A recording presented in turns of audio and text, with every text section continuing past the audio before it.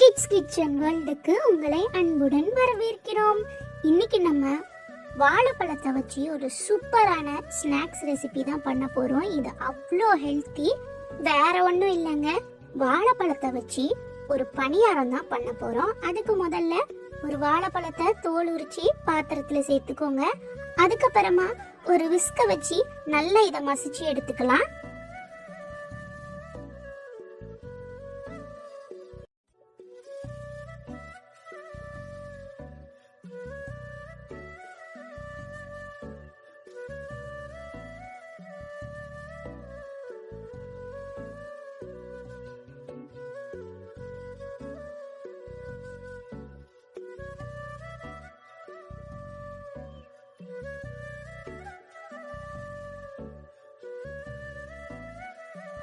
நல்லா மசிச்சதுக்கு அப்புறமா இப்ப இதுல நம்ம ஒரு முட்டை ஆட் பண்ண போறோம். முட்டையை உடைச்சி நம்ம ஆட் பண்ணிடலாம். அடுத்ததா நம்ம கோதுமை மாவு ஆட் பண்ண போறோம். இது ஹெல்த்தியான பணியாரனால நம்ம இப்போ கோதுமை மாவு தான் ஆட் பண்ண போறோம். அதுக்கப்புறமா இது கூட இனிப்புக்காக நாட்டு சக்கரை ஆட் பண்ணிக்கலாம்.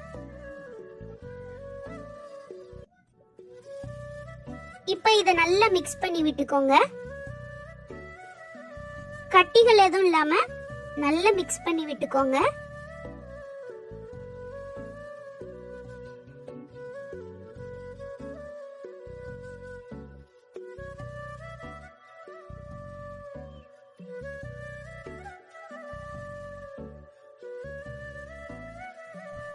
இப்ப பாத்தீங்கன்னா திக்கா இருக்கு. இந்த கன்சிஸ்டன்சில இருக்க கூடாது, கொஞ்சம் தண்ணியா இருக்கணும். அதனால நான் வந்து பால் ஆட் பண்ண போறேன்.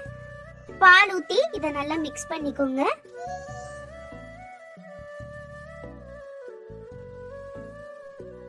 இப்ப இது ஒரு ஓரமா இருக்கட்டும். பேட்டர் சூப்பரா ரெடி ஆயிருச்சு.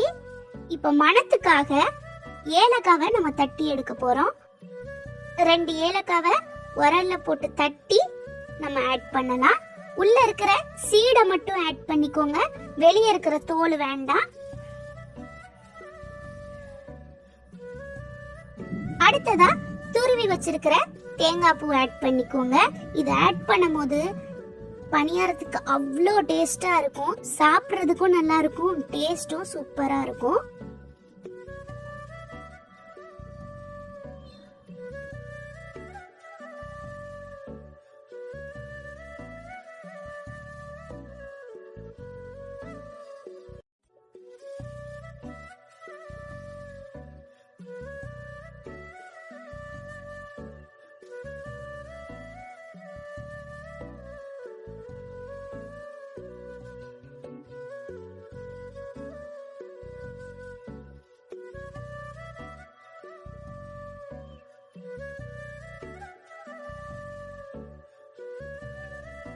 மாவு வந்து கட்டியா இருந்த மாதிரி இருந்தது, அதனால கொஞ்சமா பால் ஆட் பண்ணிக்கிட்டேன் திரும்பவும். இப்ப நல்லா மிக்ஸ் பண்ணி விட்டுறலாம்.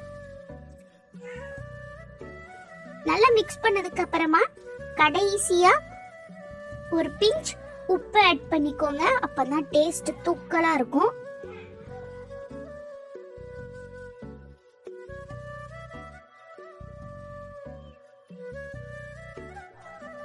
அவ்வளவுதான், எல்லாமே ஆட் பண்ணியாச்சு. நம்மளோட பேட்டரும் சூப்பரா ரெடி ஆயிருச்சு.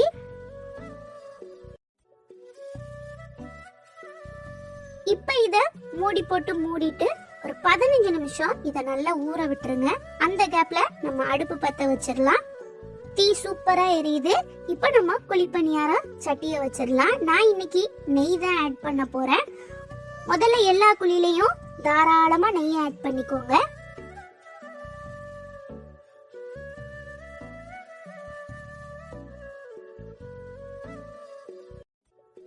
அதுக்கப்புறமா நல்லா ஊறி இருக்கிற மாவை எடுத்து ஒரு குழிலையா ஊத்திடலாம்.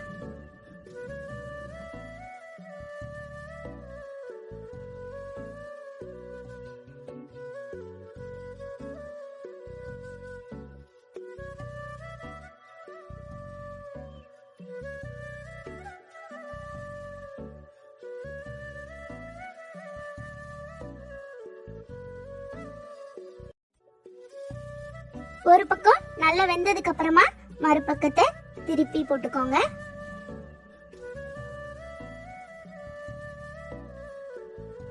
நம்ம நெய் ஆட் பண்ணிருக்கறனால ஒட்டாம அழகா வந்துரும்.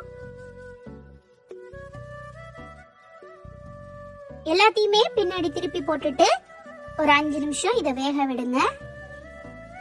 நல்லா வெந்ததுக்கு அப்புறமா நம்ம இதை எடுத்துடலாம். 2 பக்கமுமே அழகா வெந்துருச்சு.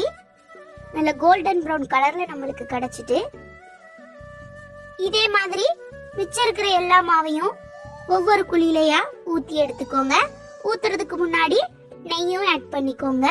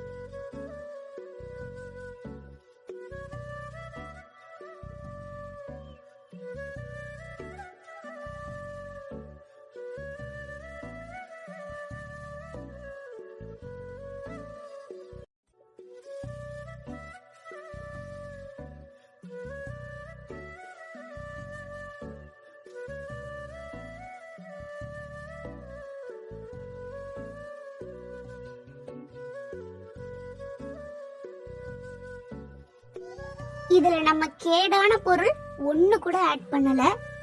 எல்லாமே நல்ல நல்ல பொருள் தான்.